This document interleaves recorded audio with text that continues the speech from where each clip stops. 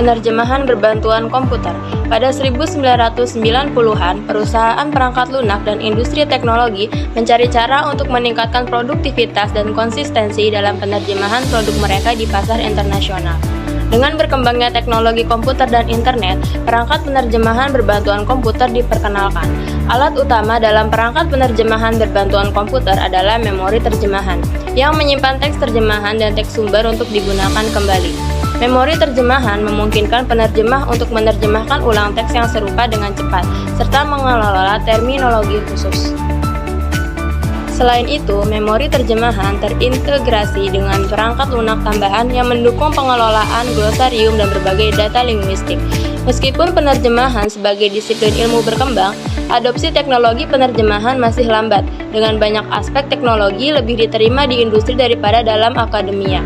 Dengan perkembangan perangkat penerjemahan berbantuan komputer, penerjemah dapat membuat koleksi terjemahan yang dapat digunakan kembali untuk pekerjaan mendatang atau penelitian. Penggunaan memori mesin telah meningkatkan dalam 2 dekade terakhir, meskipun banyak penerjemah merasa jenuh dengan pekerjaan di organisasi besar. Selanjutnya, penerjemahan mesin. Penerjemahan mesin mulai berkembang sejak tahun 1930-an sebagai kamus mekanisme bahasa dan mulai dikenal sebagai proses penerjemahan otomatis pada tahun 1950-an. Pada tahun 1980 sampai dengan 1990-an, penerjemahan mesin berbasis aturan di mana aturan linguistik dibuat manual oleh Pergeseran besar terjadi pada akhir tahun 1950-an ketika penerjemahan mesin beralih ke pendekatan statistik yang memanfaatkan data penerjemahan manusia untuk menghasilkan model bahasa dan penerjemahan otomatis. Penerjemahan statistik berkembang pesat pada tahun 2000-an dengan adanya layanan daring seperti Google Translate dan Microsoft Bing. Pendekatan ini memungkinkan cakupan bahasa yang lebih luas tanpa aturan linguistik manual, tetapi tetap memiliki keterbatasan dalam memahami konteks dan istilah baru.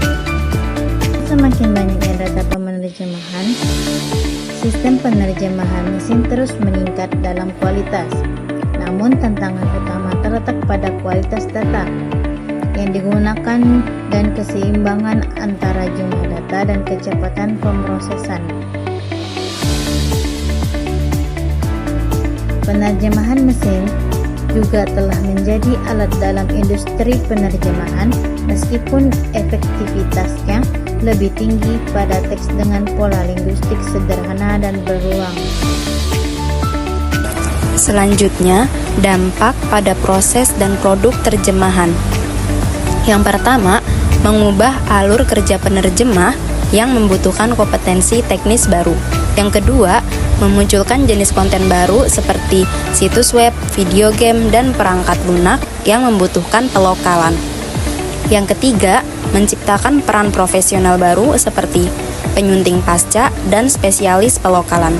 Yang keempat, meningkatkan produktivitas namun menurunkan remunerasi penerjemah. Yang kelima, batas yang kabur antara penerjemah oleh mesin dan manusia. Adapun dampak sosialnya, yang pertama, memungkinkan penerjemah amatir atau sukarelawan untuk berpartisipasi dalam kegiatan penerjemahan. Yang kedua, memungkinkan penerjemahan konten yang sebelumnya terabaikan karena kendala biaya. Yang ketiga, menciptakan kekhawatiran tentang kualitas, terutama untuk konten yang sensitif. Yang keempat, membuat penerjemahan lebih mudah diakses tetapi berpotensi kurang dihargai. Penulis menyimpulkan bahwa kesadaran dan pendidikan yang lebih besar tentang kemampuan dan keterbatasan teknologi penerjemahan diperlukan untuk semua pemangku kepentingan termasuk penerjemah, pembeli, dan pengguna sehari-hari. Terima kasih.